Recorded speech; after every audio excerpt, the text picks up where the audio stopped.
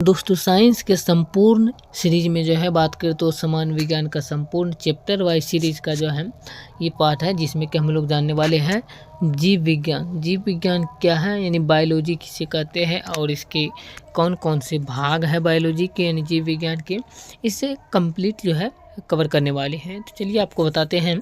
सबसे पहले जीव विज्ञान कहते किसको है, व्हाट इज बायोलॉजी यानी जीव विज्ञान क्या है। बात करें तो विज्ञान की वह शाखा है जिसके अंतर्गत जीवधारियों का अध्ययन किया जाता है। जीव शब्द का सर्वप्रथम प्रयोग जो है लेमार्क और ट्रेविरेनस ने वैज्ञानिकों ने 1801 ईस्वी में किया था। तो जीव विज्ञान का परिभाषा होता है विज्ञान की वह शाखा जिसके अंतर्गत जीवधारियों का अध्ययन किया जाता है, उसे जीव विज्ञान कहते हैं। और जीव विज्ञान जीव शब्द जो है इसका प्रयोग जो सबसे पहले किया था ये क्या था, लेमार्क और ट्रेविरेसन ने किया था। बात करें तो ये वैज्ञानिक जो है 1801 ईस्वी में क्या था जीव विज्ञान शब्द की बात करें तो। अब जान लेते हैं जीव विज्ञान जो है इसके कौन कौन से भाग है। जीव विज्ञान के भाग की बात करें तो जीव विज्ञान के भाग है जंतु विज्ञान, वनस्पति विज्ञान। ये जंतु विज्ञान और वनस्पति विज्ञान जो है ये दोनों जीव विज्ञान के भाग हैं। अरस्तु को जंतु विज्ञान का जनक कहा जाता है और थियोफ्रेस्टस की वनस्पति विज्ञान का जनक कहा जाता है एवं हिप्पोक्रेटस चिकित्सा शास्त्र का जनक कहा जाता है।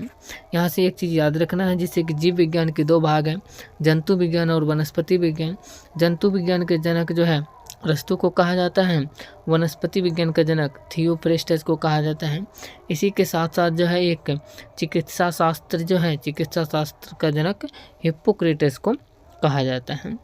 तो इसके बाद बात करते हैं, यहाँ पे देख सकते हैं। अब जान लेते हैं कोशिका के बारे में।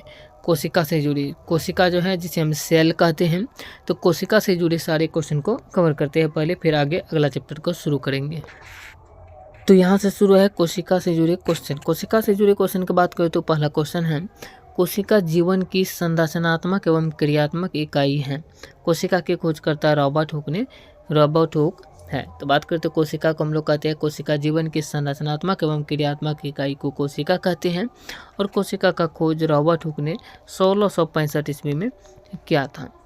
अब बात करते हैं अगला क्वेश्चन के क्वेश्चन का जाए, सबसे छोटी कोशिका जो है माइकोप्लाज्म कहलाता है। माइकोप्लाज्म गेलोसॉफ्टिक नामक जीवाणु की, तथा सबसे बड़ी कोशिका जो है ये तंत्रिका कोशिका है, जो कि ये अंडे की होती है तंत्रिका कोशिका।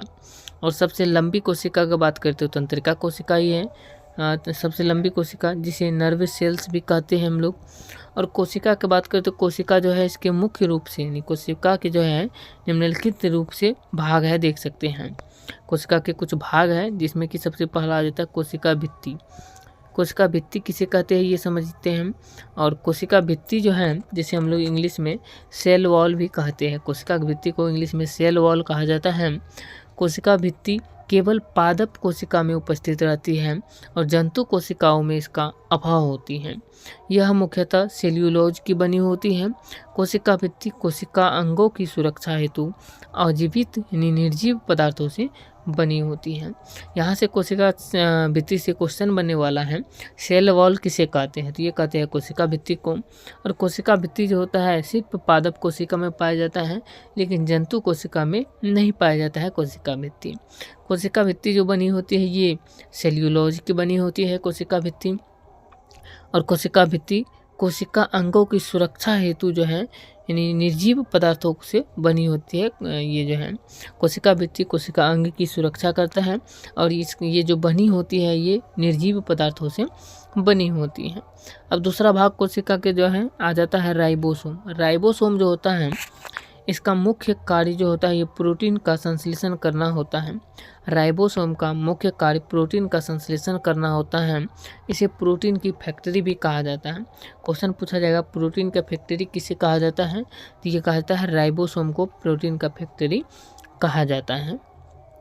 अगला क्वेश्चन की बात करें तो आगे आ जाता है फिर जो है माइटोकॉन्ड्रिया। माइटोकॉन्ड्रिया जो होता है ये क्या है इसको समझते हैं। तो माइटोकॉन्ड्रिया की बात करते हो कोशिका में ऑक्सीकरण इसी में होता है। इसमें डीएनए आरएनए तथा राइबोसोम पाया जाता है।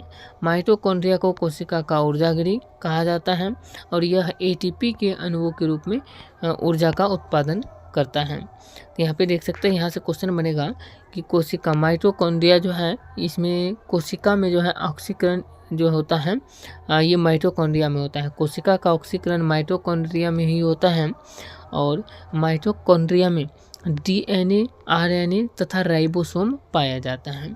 माइटोकॉन्ड्रिया को कोशिका का जो है बिजली घर भी कहा जाता है या ऊर्जा घर भी कहा जाता है, ऊर्जा गृह भी कहा जाता है माइटोकॉन्ड्रिया को। कोशिका को पूछा जाएगा कोशिका का बिजली घर किसे कहा जाता है, तो ये कहा जाता है माइटोकॉन्ड्रिया को। इसके बाद कहा जाएगा यह माइटोकॉन्ड्रिया जो होता है यह एटीपी के रूप में जो है अणु में एटीपी के अणु के रूप में जो है ऊर्जा का उत्पादन करता है। एटीपी का फुल फॉर्म जो होता है ये होता है एडिनोसाइन ट्राइफॉस्फेट, ये होता है एटीपी का फुल फॉर्म। ऊर्जा गृह को हम लोग कहते हैं पावर हाउस ऑफ सेल। ऐसे भी क्वेश्चन पूछा जाएगा कोशिका का पावर हाउस किसे कहते हैं, तो ये माइटोकॉन्ड्रिया को कहते हैं। तो कोशिका का अगला भाग आ जाता है गोल्जी का। गोल्जी का जो है इसे कोशिका के अणुओं का यातायात प्रबंधन कहा जाता है। गोल्जी का को कोशिका के अणुओं का यातायात प्रबंधन कहा जाता है। अब इसके बाद आता है कि लाइसोसोम किसे कहते हैं। तो लाइसोसोम की बात करें तो लाइसोसोम जो होता है इसको समझते हैं। तो लाइसोसोम कहते हैं हम लोग जो है इसे आत्महत्या की थैली भी कहा जाता है। लाइसोसोम को आत्महत्या की थैली भी कहा जाता है। और जीवद्रव जो है ये जीवद्रव अगला भाग है। जीवद्रव प्रत्येक कोशिका में कोशिका झिल्ली के अंदर पाया जाता है।